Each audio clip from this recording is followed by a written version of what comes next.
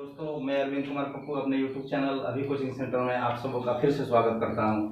पिछले वीडियो में हमने वॉइस के बारे में पढ़ा, जिसमें बेसिक रूल्स के बारे में पढ़ा कि कैसे एक्टिव को पैसिव में बनाया जाता है, और उसके बारे में हम लोग कुछ नियम पढ़े कि जो एक्टिव का सब्जेक्ट होता है वो पैसिव में ऑब्जेक्ट बनता है, और एक्टिव का ऑब्जेक्ट होता है पैसिव में सब्जेक्ट। जब चेंजिंग हम लोग करते हैं तो उनका केस भी चेंज होता है। मतलब ये होगा कि एक्टिव का जो सब्जेक्ट होगा वो पैसिव में जब ऑब्जेक्ट बनेगा तो उसका ऑब्जेक्टिव केस में यूज किया जाएगा, और फिर एक्टिव में जो ऑब्जेक्ट होगा उसको पैसिव में लाएंगे सब्जेक्ट में, तो उसको सब्जेक्टिव केस में।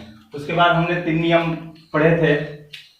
चेंज ऑफ पर्सन, जो कि हम लोग पढ़ चुके थे पिछले वीडियो में, और फिर उसके बाद change of tense. Change of tense हमने प्रेजेंट तक का सफर पूरा कर लिया है। प्रेजेंट टेंस के बारे में हम लोग पिछले वीडियो में पढ़ चुके थे। प्रेजेंट में कैसे कैसे चेंज होते हैं, जो भी रूल था हमने आपको बता दिया था एग्जाम्पल के साथ साथ। अब हम लोग को पास्ट में पढ़ना है, पास्ट की शुरुआत करनी है आज। तो हम लोग आज पास्ट पढ़ेंगे, चेंज ऑफ टेंस। यहाँ चेंज ऑफ पर्सन हम लोग पढ़ चुके हैं, चेंज ऑफ पर्सन, और आज हम लोग फिर से चेंज ऑफ टेंस पढ़ेंगे, जिसमें पास्ट टेंस में पढ़ेंगे। पास्ट का पहला पार्ट पास्ट इंडेफिनिट, मतलब सिंपल पास्ट टेंस। इसका स्ट्रक्चर क्या होता है? एक्टिव का स्ट्रक्चर हमने बताया था कि एक्टिव का स्ट्रक्चर वही होता है जो टेंस में आपने पढ़ा है। तो एक्टिव का स्ट्रक्चर वही होता है, सब्जेक्ट प्लस वर्ब का दूसरा रूप। मतलब ये होगा कि सब्जेक्ट कोई भी हो, चाहे सिंगुलर या प्लूरल, आपको सब वर्ब का दूसरा ही रूप देना है और उसके साथ कोई ऑब्जेक्ट देना है। मैंने आपको पिछले वीडियो में ट्रांजिटिव वर्ब और इनट्रांजिटिव वर्ब के बारे में नहीं बताया था। ट्रांजिटिव वर्ब और इनट्रांजिटिव मैं वादा करता हूं अगला वीडियो में इसी टॉपिक पे बनाने वाला हूं, और इस टॉपिक को मैं डालूंगा। जैसे कि ट्रांजिटिव वर्ब वह वर्ब होता है जिसके साथ कोई ना कोई ऑब्जेक्ट चाहिए, कोई ना कोई ऑब्जेक्ट वो रिसीव करता है, और इनट्रांजिटिव वर्ब जो बिना किसी ऑब्जेक्ट के ही अपना पूरा अर्थ देता हो। तो अगले वीडियो में मैं इसका जिक्र करूंगा। हालांकि यहाँ हम देखते हैं कि सब्जेक्ट प्लस वर्ब का दूसरा रूप, उसके बाद ऑब्जेक्ट एक्टिव में होगा। मतलब सब्जेक्ट चाहे सिंगुलर हो चाहे प्लूरल हो, उसके साथ V2 ही होगा, वर्ब का दूसरा रूप होगा, उसके बाद कोई ऑब्जेक्ट होगा। जब उसका पैसिव हम बनाएंगे तो सबसे पहले सब्जेक्ट लिखेंगे, मतलब ये वाला सब्जेक्ट जो ऑब्जेक्ट होगा उसको सब्जेक्ट के रूप में, और इसका केस क्या होगा? तो इसका केस होगा सब्जेक्टिव, माने कि नॉमिनेटिव केस। उसके बाद वाज या वेयर हम लोग लेंगे सहायक क्रिया हेल्पिंग वर्ब के रूप में। वाज सिंगुलर सब्जेक्ट के लिए और वेयर प्लूरल सब्जेक्ट के लिए। उसके बाद वर्ब का तीसरा रूप, वर्ब के बारे में हम लोगों ने बात किया था कि चाहे एक्टिव में पहला, दूसरा, तीसरा, चौथा, पांचवा कोई भी रूप हो, लेकिन जब आप पैसिव बनाने जा रहे हैं किसी भी सेंटेंस का, तो उसमें केवल एक्सेप्टेबल होगा वर्ब का तीसरा रूप, वर्ब का वही तीसरा रूप। उसके बाद हम बाई का प्रयोग करेंगे, और उसके बाद जो ऑब्जेक्ट होगा, मतलब एक्टिव का जो सब्जेक्ट होगा उसको ऑब्जेक्ट के रूप में, और उसका केस भी बदलेगा ऑब्जेक्टिव केस। आइए, हमने कुछ एग्जाम्पल यहाँ पे लिखा हुआ है, इसको हम लोग सॉल्व करते हैं। यहां देखिए, Sita choose the broken glasses. तो इसमें हम पहले देख लें कि सब्जेक्ट हमारा क्या है। तो सब्जेक्ट है सीता, उसके बाद वर्ब क्या है? वर्ब का दूसरा रूप चूज होता है, और फिर द ब्रोकन ग्लासेस, टूटे हुए शीशे। तो सबसे पहले हम ऑब्जेक्ट को लिखेंगे, ये ऑब्जेक्ट है हमारा। तो सबसे पहले ऑब्जेक्ट को लिखेंगे सब्जेक्ट के जगह पे। तो शुरुआत हम यहां से करेंगे कि द ब्रोकन ग्लासेस, जो रूल में दिखाया जा रहा है आपको कि द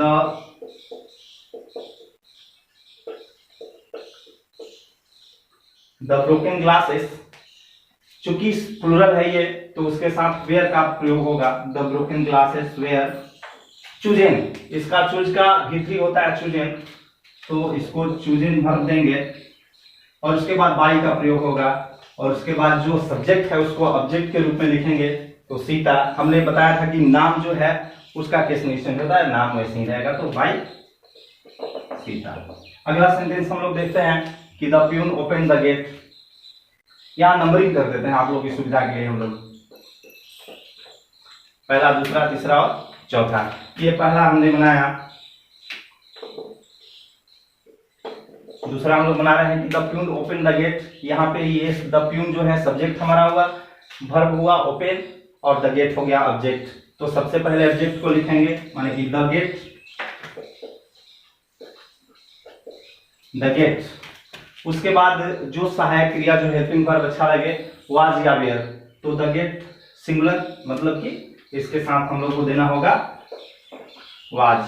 और यहाँ पे V2 ओपन होता है और V3 भी ओपन ही होता है, मतलब इसको इसका फॉर्म नहीं चेंज करना है आपको। V2 भी ओपन का भी ओपन ही होता है, ओपन का, और V3 भी ओपन ही होता है। The gate was open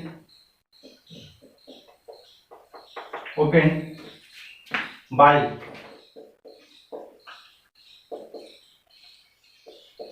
the peon. आगे हम लोग चलेंगे, ये तीसरा और चौथा, तो तीसरा हम लोग बनाएंगे, यहाँ पे तीसरा हम लोग बना लेते हैं। तीसरा कि सी बिट यू, ये बिट V2 है, यहाँ पे बिट V1 भी होता है, बिट V2 ही।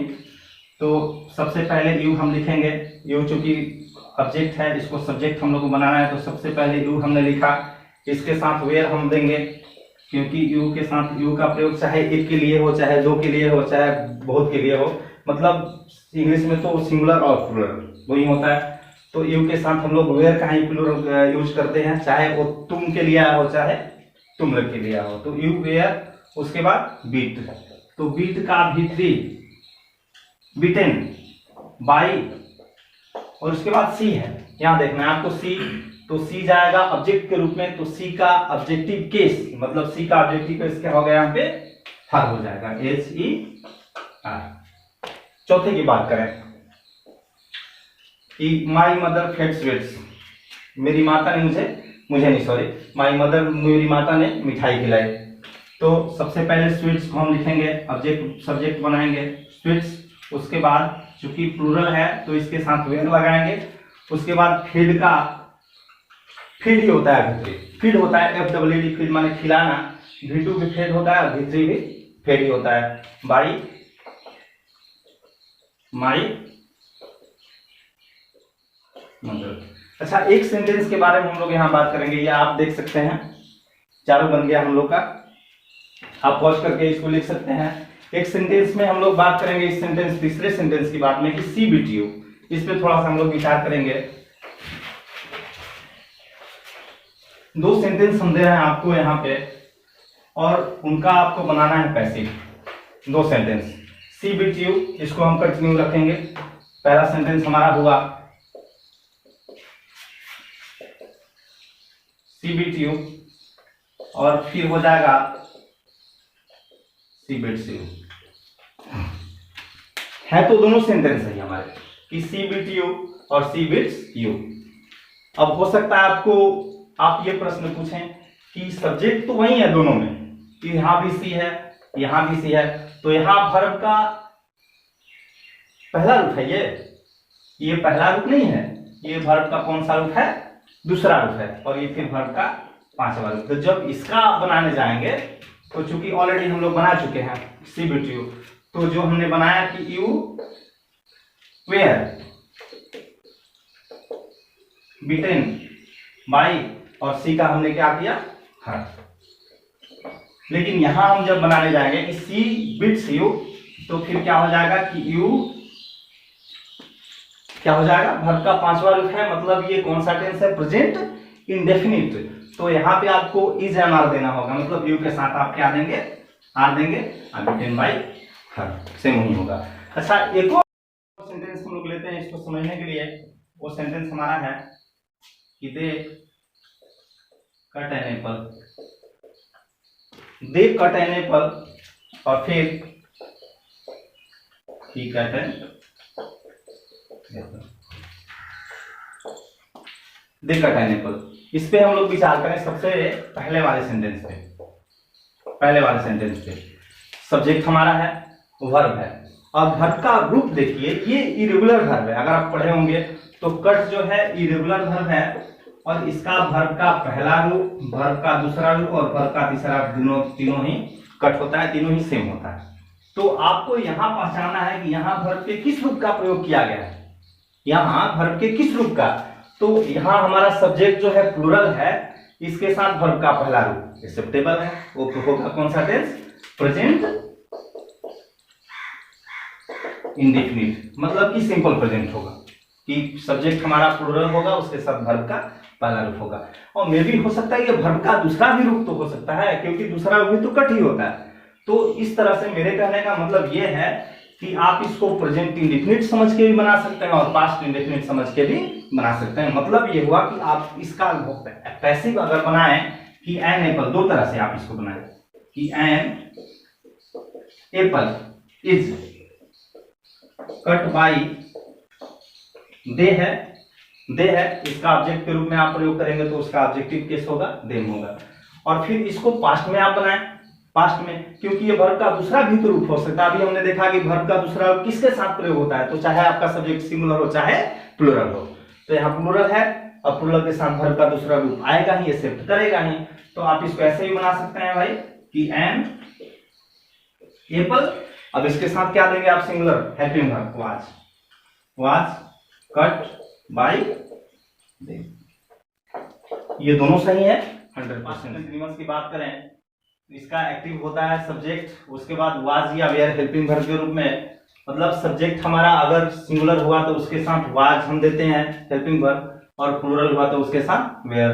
उसके बाद वर्ब का चौथा रूप और बाद में लास्ट में ऑब्जेक्ट का प्रयोग करते हैं। उसका पैसिव अगर हम बनाते हैं तो सबसे पहले सब्जेक्ट लिखेंगे, मतलब जो एक्टिव का ऑब्जेक्ट होगा उसको हम सब्जेक्ट के रूप में लिखेंगे और इसका केस भी चेंज करेंगे। तो वहां ये जो ऑब्जेक्ट होगा ऑब्जेक्टिव केस में होगा, और जब सब्जेक्ट के रूप में होगा तो सब्जेक्टिव केस कहें या फिर नॉमिनेटिव केस। उसके बाद वाज या वेयर सब्जेक्ट के अनुसार। उसके बाद बीइंग का प्रयोग हम लोग करते हैं। मैंने ऑलरेडी बताया है आपको पहले भी कि कंटिन्यूअस मतलब कि वर्ब का चौथा रूप, और जहां भी चौथा रूप मिलेगा तो वहां पैसिव बनाते समय आप बीइंग का प्रयोग करेंगे। और उसके बाद वर्ब का तीसरा रूप, और उसके बाद बाई, और उसके बाद ऑब्जेक्ट। आइए कुछ एग्जांपल हैं, हम लोग एग्जांपल देखते हैं कि हॉकर वाज सेलिंग मैंगोज। ये पहला एग्जांपल कि hawker was selling mangoes, hawker का मतलब फेरी वाला। तो पहला हम बनाते हैं, नंबरिंग दे चुके हैं हम लोग। पहला हम लोग बनाते हैं कि ये हॉकर हो गया सब्जेक्ट, इसके बाद सेलिंग हो गया वर्ब, और उसके बाद ऑब्जेक्ट। तो सबसे पहले ऑब्जेक्ट को लिखें हम लोग। सबसे पहले ऑब्जेक्ट को, तो मतलब मैंगोज, चूंकि मैंगोज प्लूरल है तो उसके साथ हेल्पिंग भर देंगे हम लोग वेयर। और सेलिंग इसका भीतरी होता है सोल्ड, मैंगोज वेयर सोल्ड। और उसके बाद सॉरी हमने बीइंग देना, हम लोग भूल गए कि मैंगोज वेयर बीइंग, यहाँ पे बीइंग देंगे क्योंकि कंटिन्यूअस है, वर्ब का चौथा रूप है, बीइंग देंगे हम लोग कि mangoes were being sold by hawker. दूसरा बनाए हम लोग, दूसरा कि the child was throwing the ball, the child was throwing the ball. तो सबसे पहले द बॉल, उसके बाद वाज, उसके बाद बीइंग। जैसा कि स्ट्रक्चर हमारा कह रहा है, जो जो प्रयोग करना है, सबसे पहले हम लोग ऑब्जेक्ट को लिखेंगे सब्जेक्ट के रूप में, उसके बाद वाज या वेयर, तो वाज लगाया हमने, उसके बाद बीइंग, उसके बाद वर्ब का चौथा रूप थ्रो है, थ्रोन होता है इसका तीसरा रूप, तो THROWN थ्रोन बाई, V3 के बाद बाई का प्रयोग, और उसके बाद जो सब्जेक्ट है उसको लिखेंगे ऑब्जेक्ट के रूप में, तो द चाइल्ड, सेम लिखेंगे द चाइल्ड। लास्ट वन की बात करें कि the doctor was checking the medicine before use.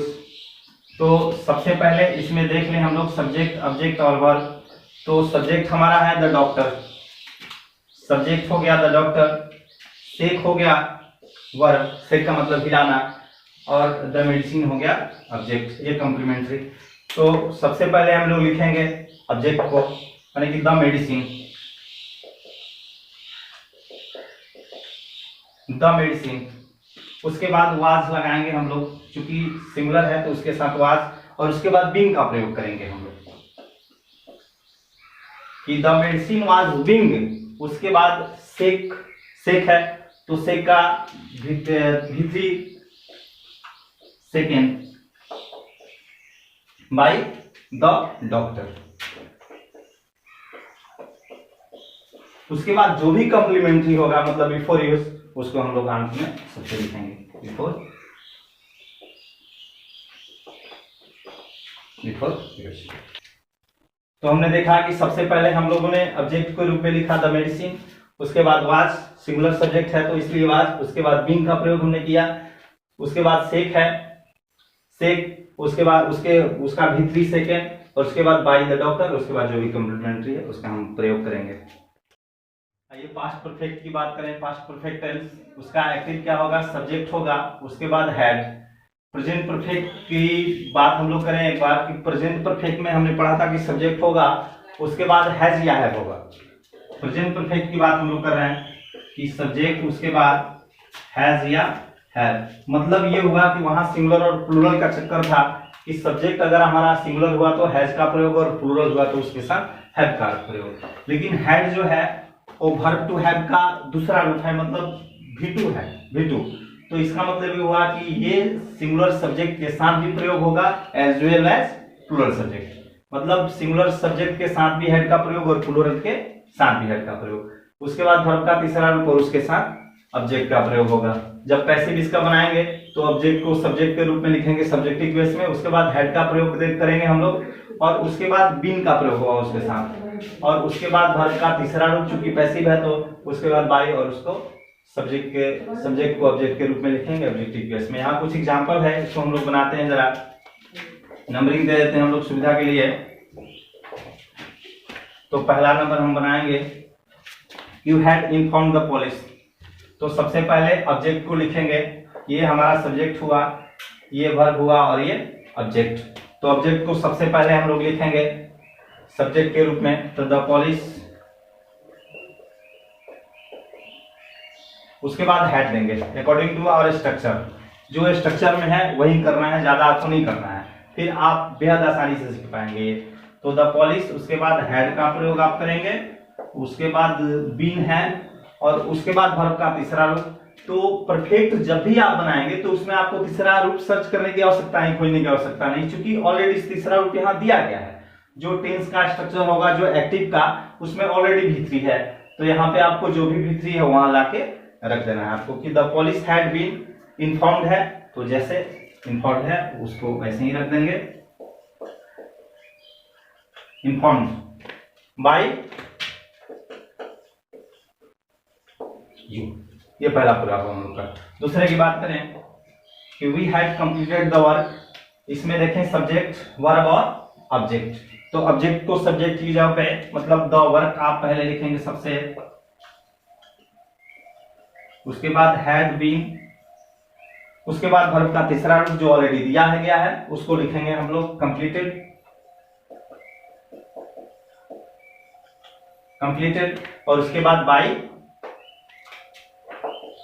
यहां आप ध्यान देंगे कि वी है सब्जेक्ट के रूप में, सब्जेक्टिव केस में, जब इसको ऑब्जेक्ट के रूप में लिखेंगे तो इसका ऑब्जेक्टिव केस होगा जो कि होता है अस, यू एस। ये दूसरा हमारा हुआ। तीसरे की बात करें, the peon had rung the bell, the peon had rung the bell. तो द बेल जो कि ऑब्जेक्ट है उसको सबसे पहले सब्जेक्ट के रूप में लिखेंगे हम लोग, मतलब कि द बेल, द बेल, उसके बाद हैड, और उसके बाद बीन। और हैड बीन के बाद कह रहा है कि वर्ब का तीसरा रूप लिखें, तो रंग जो कि दिया गया है रंग, उसके बाद V3 के जस्ट बाद बाय का प्रयोग, और जो भी सब्जेक्ट है हमारा उसको ऑब्जेक्ट के रूप में सबसे लास्ट में, मतलब कि the peon, bye the peon. ये हो गया हमारा तीनों का तीनों पैसिव, एक्टिव से पैसिव बन गया। कंटिन्यूअस की बात करें, एक्टिव का स्ट्रक्चर होता है सब्जेक्ट, उसके बाद हैड बीन का प्रयोग होगा, और उसके बाद वर्ब का चौथा रूप, उसके बाद कोई ऑब्जेक्ट होगा और फर्स्ट सिंस करके टाइम देगा, या फिर टाइम नहीं भी हो सकता है किसी सेंटेंस में, तो उसका पैसिव आप बनाएंगे कि सब्जेक्ट होगा, उसके बाद हैड बीन आप लिखेंगे, और उसके बाद बीन का प्रयोग करेंगे। मैंने आपको बताया है कि जहां भी वर्ब का चौथा रूप मिले आपको, वहां आपको बीन का प्रयोग पैसिव में करना होगा। उसके बाद वर्ब का तीसरा रूप, उसके बाद बाय करके आप ऑब्जेक्ट देंगे जो सब्जेक्ट होगा, और उसके बाद फर्स्ट टाइम देंगे। अगर कॉम्प्लीमेंट्री के रूप में रहेगा तो ठीक है, देंगे सबसे लास्ट में, नहीं रहेगा तो उसको ऑलरेडी छोड़ देंगे। जैसे 2 एग्जांपल यहाँ पे दिया गया है कि she had been washing the clothes for 2 hours. आप इसका पैसिव बनाएंगे तो सबसे पहले तो सब्जेक्ट, वर्ब और ऑब्जेक्ट की बात करें तो सी हो गया सब्जेक्ट, इसके बाद वॉश हो गया वर्ब, और इसके बाद द क्लोथ्स हो गया ऑब्जेक्ट। तो अकॉर्डिंग टू स्ट्रक्चर के अनुसार पैसिव में सबसे पहले हम लोग को सब्जेक्ट लिखना है जो एक्टिव का ऑब्जेक्ट है। इसका मतलब सबसे पहले हम शुरुआत में लिखेंगे द क्लोथ्स, सबसे पहले लिखेंगे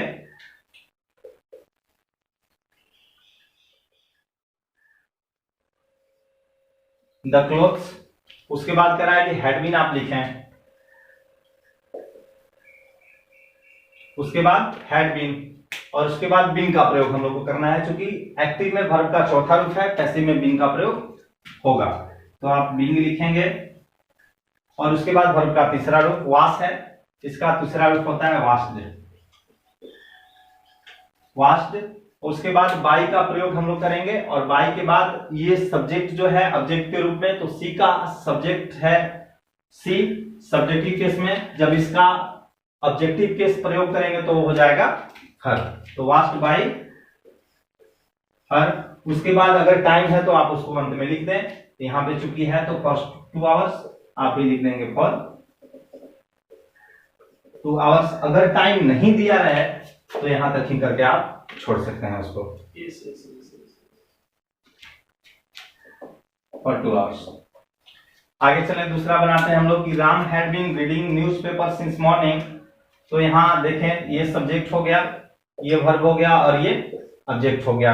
स्ट्रक्चर के अनुसार आपको सबसे पहले ऑब्जेक्ट लिखना है, तो सबसे पहले आप लिखेंगे न्यूज़पेपर, सबसे पहले ऑब्जेक्ट लिखेंगे, मतलब आप लिखेंगे न्यूज़पेपर,